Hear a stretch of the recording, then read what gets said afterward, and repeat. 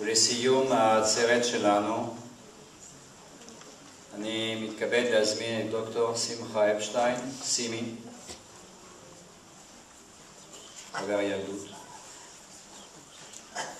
אין אספה בלי ידע, בלי לימוד. 70 שנה למצוד של יהודי צרפת, דוקטור אפשטיין, בבקשה. Chers amis, je commence tout de suite. Toute l'affaire commence avec le retour de Laval. Laval revient au pouvoir en avril 1942. Vichy est réorganisé. C'est une nouvelle phase dans l'histoire du régime de Vichy, une phase pragmatique, une phase républicaine en ce qui concerne la composition du personnel politique. Je parlerai après des ministres, ceux qui sont au pouvoir en 1942. Et c'est une phase républicaine en ce qui concerne les fonctionnaires. Et notamment René Bousquet qui prend la direction de la police, mais d'autres fonctionnaires aussi. Ce sont des gens qui étaient tous présents dans l'administration française et dans la vie politique et dans la vie publique française dans les années 30. Laval a plusieurs problèmes. Le gros nuage qu'il devra affronter et qu'il menace, c'est Sauckel. Sauckel et les Allemands menacent de prélever la main-d'œuvre française. De la même façon qu'ils prélèvent la main-d'œuvre dans tous les pays européens, il y a déjà des prisonniers français, 1,5 million de prisonniers français en Allemagne, et en plus, on veut prélever les jeunes pour qu'ils aillent travailler en Allemagne. C'est ça la menace, c'est ça ce que craint Laval, et il a sa méthode, et la méthode de Laval, c'est de négocier.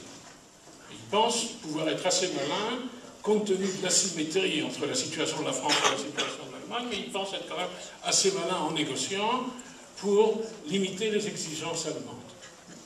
Et soudain, il est à peine revenu au pouvoir, et soudain, boum, il y a un nouveau sujet, une nouvelle exigence allemande qui concerne les Juifs. Et la nouvelle exigence allemande, elle vient tout simplement du fait que la solution finale est sur le point de se mettre en place.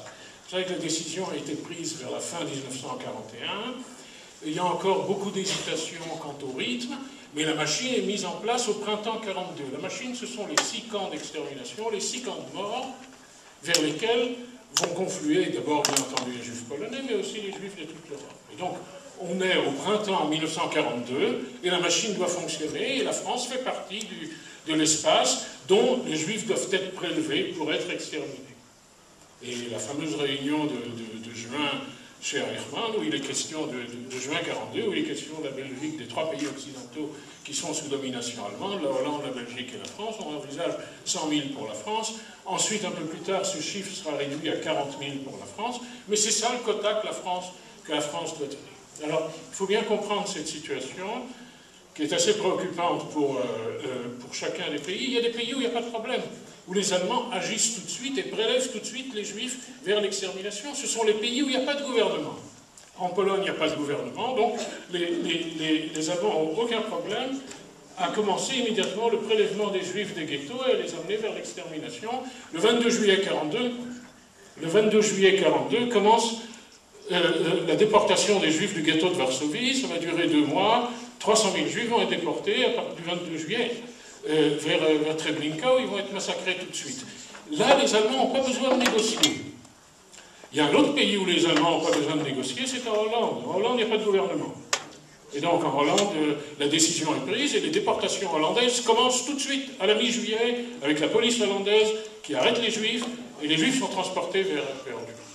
Il y a d'autres pays où il faut négocier, parce qu'il y a un gouvernement. Ces pays sont la Bulgarie, la Roumanie, la Hongrie, qui sont des pays alliés de l'Allemagne, et la France, qui est un pays à la fois vaincu, mais en même temps collaborateur.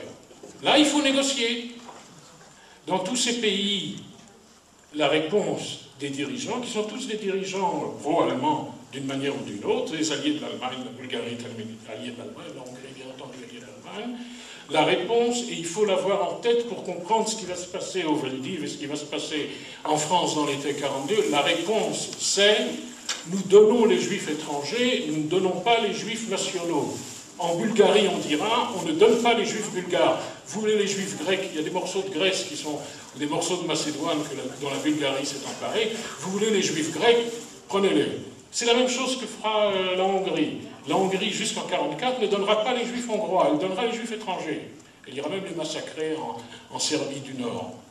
Et la Roumanie fait une distinction entre les Juifs de l'ancienne Roumanie, qu'elle considère comme étant roumains, et les Juifs de la Nouvelle Roumanie, les provinces qui se sont ajoutées à la Roumanie après 1914, les Juifs après 1918, les Juifs de Bessarabie, ceux-là, non seulement on les donne, mais on les tue soi-même. La Roumanie va les déporter et va les massacrer.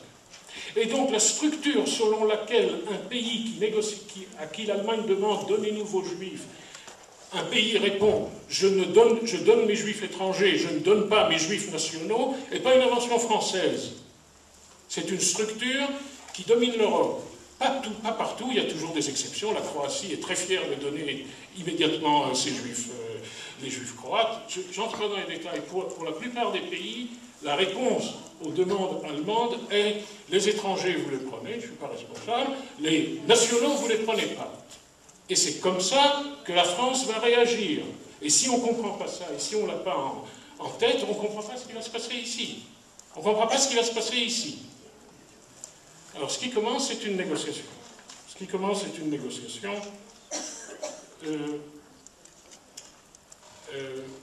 Cette négociation, on en connaît les détails et on en connaît la progression. On en connaît grâce à un travail fondamental qu'a fait Serge Klarsfeld. Serge Klarsfeld, qui est vraiment le grand historien du sort des Juifs en France pendant la Seconde Guerre mondiale. C'est lui qui a systématisé la recherche, c'est lui qui a organisé les documents, c'est lui...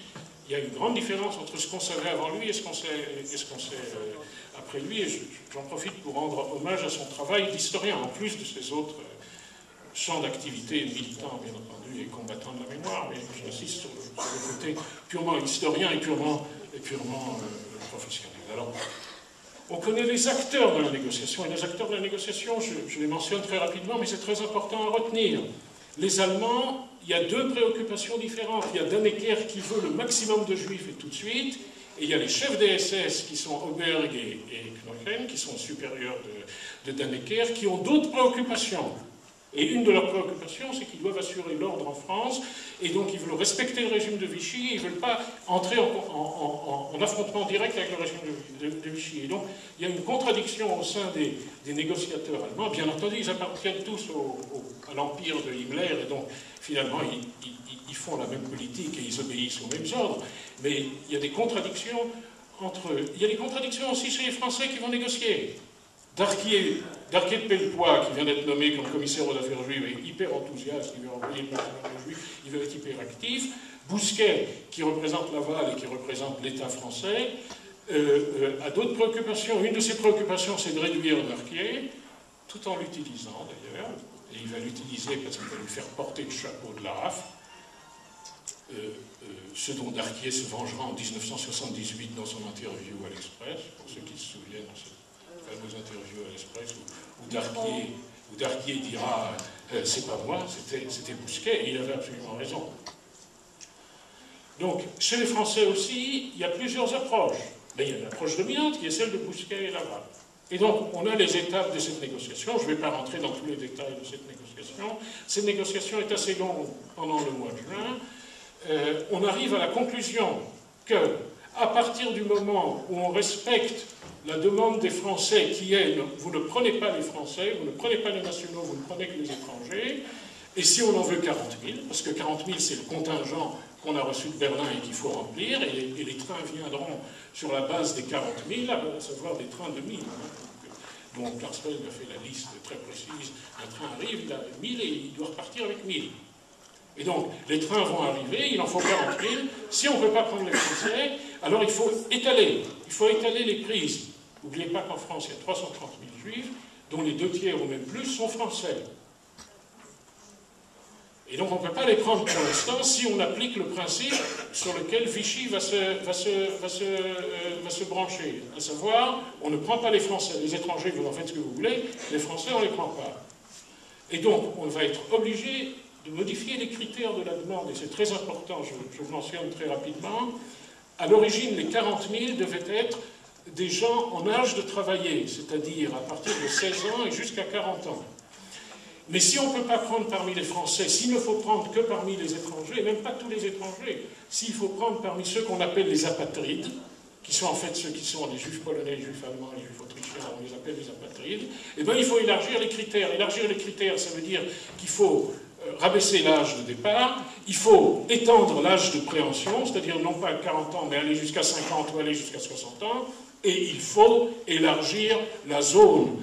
Élargir la zone, ça veut dire qu'il faut prélever aussi les juifs de zone sud, pour arriver au fameux chiffre de 40 000, qui est le chiffre exigé par Berlin, et que les nazis de Paris savent qu'ils doivent remplir.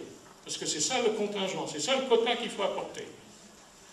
Et donc, c'est comme ça, avec ces exigences diverses, c'est comme ça qu'on va vers l'accord. Et il y a plusieurs phases de l'accord, il y a des drames, il y a des fâcheries. Eichmann vient à Paris en fin juin, début juillet, et l'accord s'élabore le 2 juillet, quand Bousquet accepte deux principes. Il y en a un qui lui fait assez plaisir, qui est que c'est la police française qui le fera, et qui procédera aux arrestations, mais pas simplement la police française qui le fera, mais l'initiative sera française. Et deuxièmement, on prendra aussi les juifs de la zone sud, 10 000 juifs de la zone sud, qui est la zone non occupée.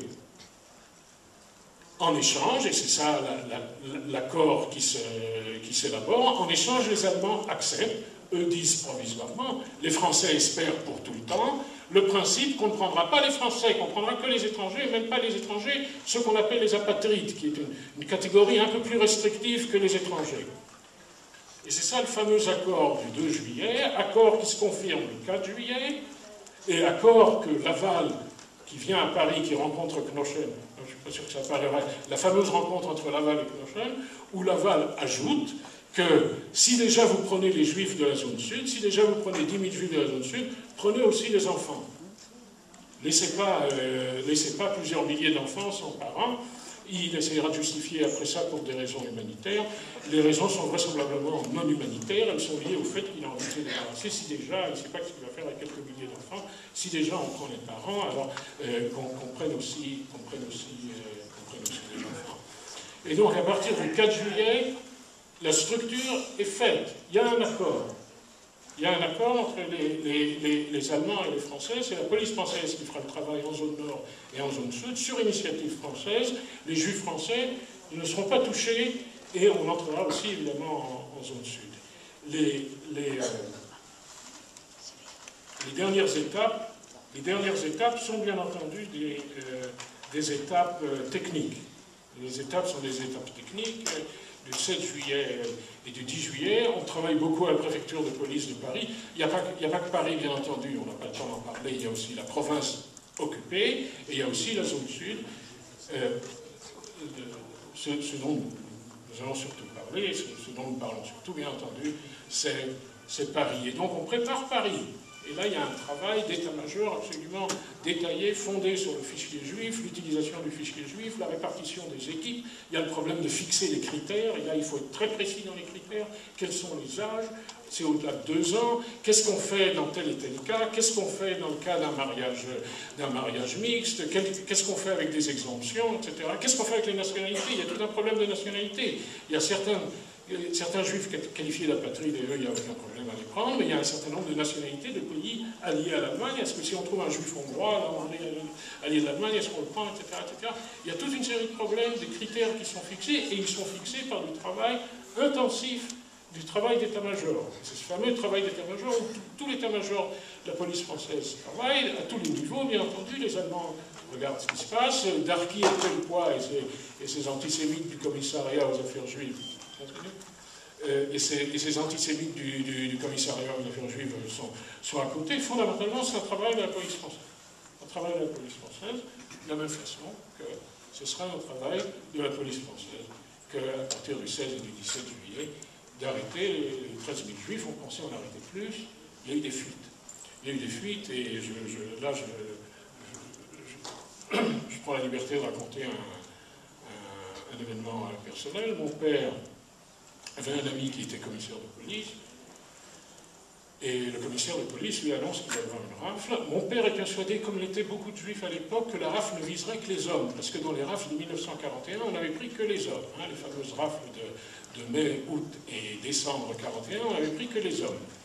Et donc, le commissaire lui dit non, cette fois-ci on prend les femmes et les enfants, et c'est ça qui, évidemment, a conduit mon père et ma mère, prenant ma sœur, qui à l'époque avait 6 ans, à quitter Paris le 14 juillet. Enfin, dans la nuit du 14 au 15 juillet, et donc j'en profite pour confirmer qu'il y a eu des fuites, et j'en profite aussi pour rendre hommage à ce commissaire de police français, dont le nom n'est pas resté, si vous voulez. Les 13 000 arrêtés sont partagés en 2 catégories, et ça c'est fondamental à comprendre. 5 000 sans enfants, des couples ou des célibataires sans enfants sont envoyés directement à Drancy. Qui est envoyé au Veldiv? C'est 8 000 familles avec enfants. Familles, beaucoup de femmes, plus de femmes que d'hommes d'ailleurs dans la répartition, parce que les hommes, certains ont déjà été arrêtés en 1941, d'autres se sont cachés parce que l'idée était encore chez beaucoup de juifs, comme je l'ai dit à l'instant, que les hommes, c'est les hommes qu'on va prendre et pas les femmes, donc les hommes sont allés parfois se cacher, mais pas les femmes, et donc il y a 8 000 familles avec enfants, dans une ambiance absolument monstrueuse dont on a déjà parlé, je ne vais pas insister là-dessus, rien n'a été fait pour les recevoir, le problème sanitaire, il y a 2 médecins entre eux pour tout, il n'y a pas de nourriture, il n'y a pas d'eau, j'entre pas dans les détails, d'autant que ces 8 000 vont subir un martyre absolument effroyable. Tout ce dont nous parlons est effroyable, mais eux, ils vont avoir l'effroyable de l'effroyable. Et vous le savez, ces 8 000 vont être, au bout de quelques jours, après être restés dans cette enceinte fermée, surchauffée du Veldiv, vont être montés sur des autobus, transférés à la gare d'Austerlitz. En l'espace de plusieurs navettes, comme ça, vont être envoyés dans les camps de Pithiviers et de Bonne-la-Rolande, qui entre-temps ont été vidés de leurs internés, puisque leurs internés ont déjà été envoyés à Auschwitz. Leurs internés, c'est les internés de l'année dernière, hein, des rafles d'hommes de 1941. Ils vont rester quelques jours. 4500 vont rester à Pithiviers, à peu près 3100 à Bonne-la-Rolande, mélangés, parents, enfants, sans aucune condition sanitaire, aucun moyen de changer les vêtements, une nourriture qui provoque immédiatement des dysenteries et des maladies, toutes les maladies qu'on peut imaginer, un état de désespoir assez effroyable. Et là, on arrive à l'effroyable de l'effroyable de l'effroyable, c'est-à-dire une décision qui est prise par Le Gay. Le Gay est le numéro 2 de Bousquet, mais la responsabilité, bien entendu, est sur l'ensemble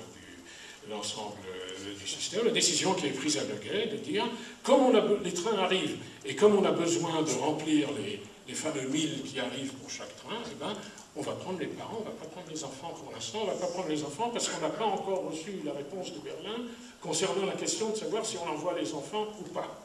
Et donc ce qui va se passer dans les 2 camps du Loiret,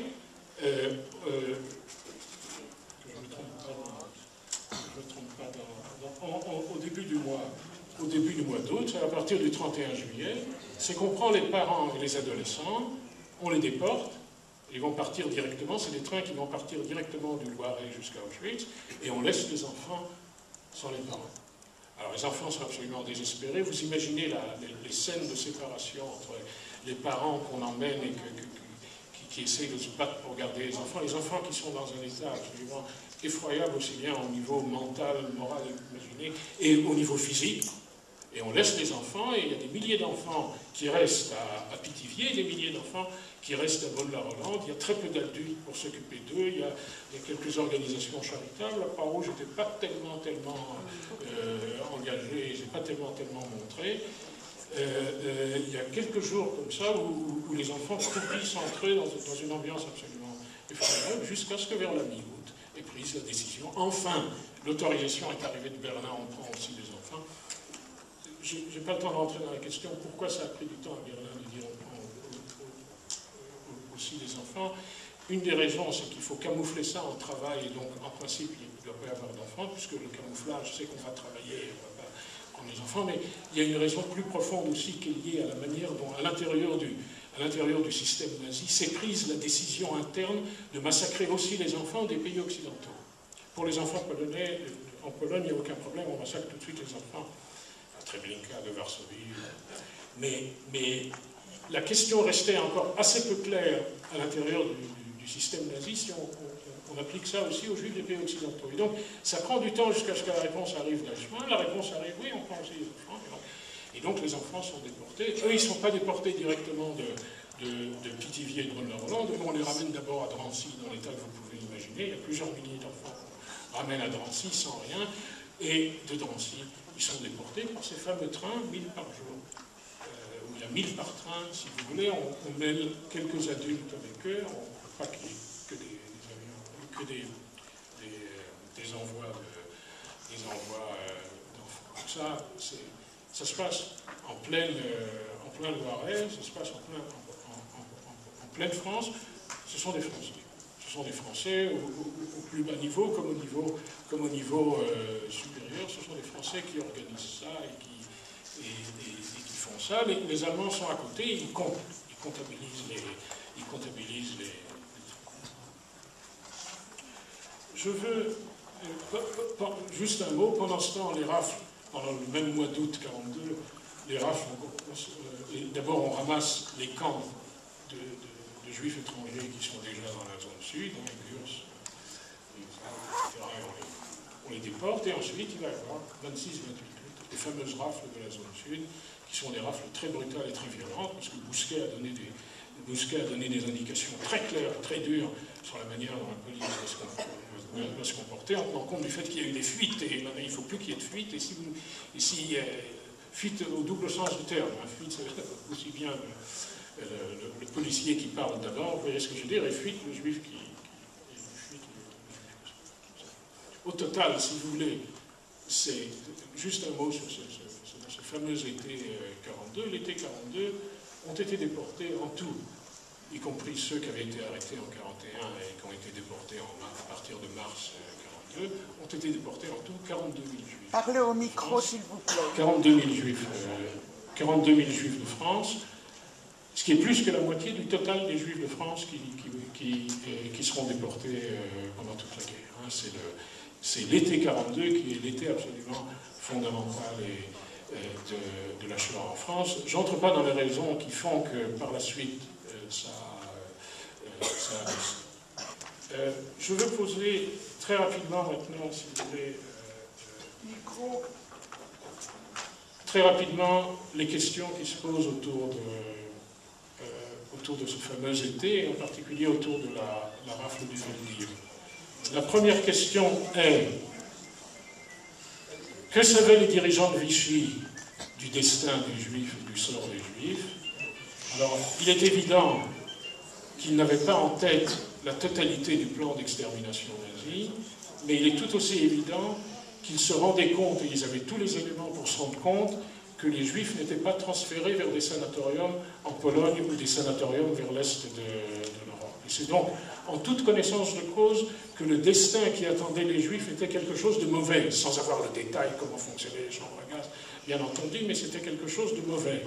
Ils savaient quelle était la politique nazie, ils avaient des rapports sur tout ce qui se passe dans la plupart des pays, y compris des rapports diplomatiques, et puis ils ne sont pas idiots. Donc, c'est en toute connaissance de cause qu'on a envoyé les Juifs vers un destin qui est un mauvais destin sans qu'on ait les détails de toute sa totalité.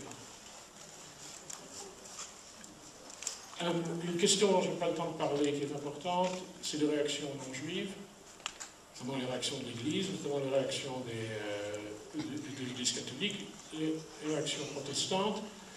Un sujet très important aussi sont les réactions juives pendant la période, aussi bien les réactions juives au niveau individuel que les réactions juives des mouvements de résistance, que les réactions juives institutionnelles comme la réaction du consistoire et la réaction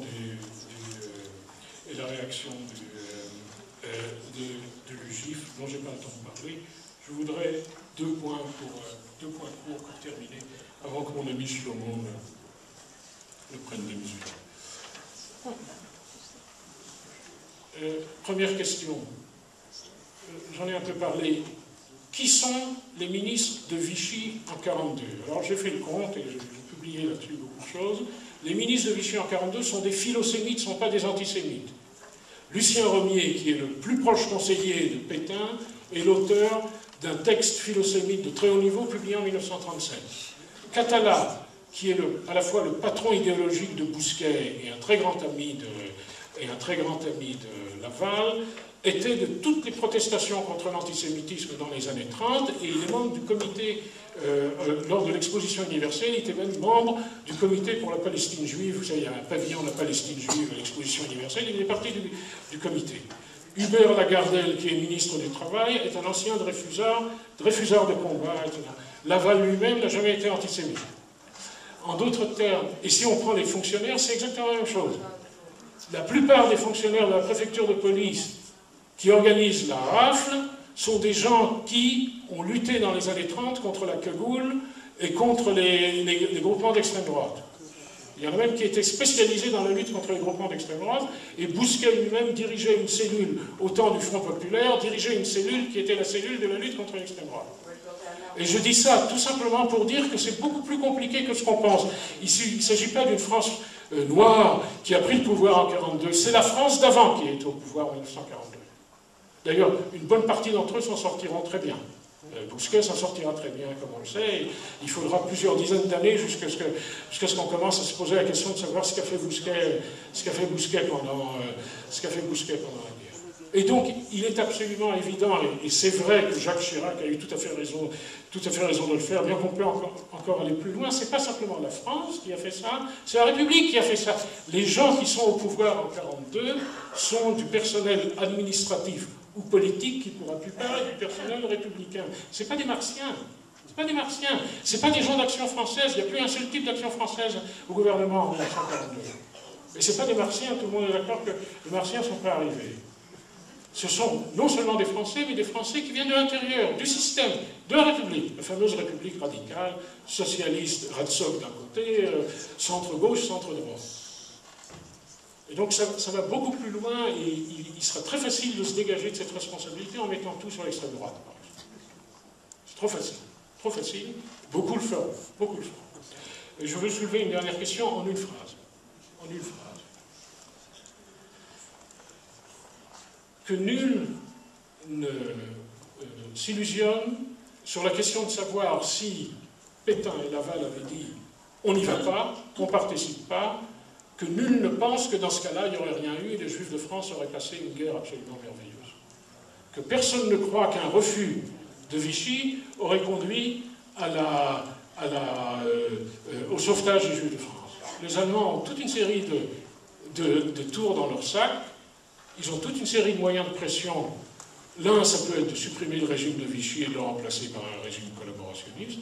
L'autre, ça peut être de garder le régime de Vichy, dont ils ont besoin, mais d'exercer sur lui toute une série de pressions économiques, alimentaires, de jouer sur la question des prisonniers, de ramasser les prisonniers. Et donc, il ne faut pas que nous ayons en tête le sentiment que, premièrement, c'est des salopards, ça c'est vrai, mais deuxièmement, s'ils avaient dit non, eh bien, les Juifs de France auraient passé la guerre merveilleusement, sauvés dans la France se serait transformée en une espèce d'îlot totalement protégé, totalement impunis. C'est tout à fait faux. Tout à fait faux, c'est une vision onirique de ce qu'auraient été les choses. À savoir, même un refus de Vichy, même un refus de Vichy aurait valu à Vichy nos félicitations, mais n'aurait pas valu pour autant la sauvegarde des Juifs français. Merci.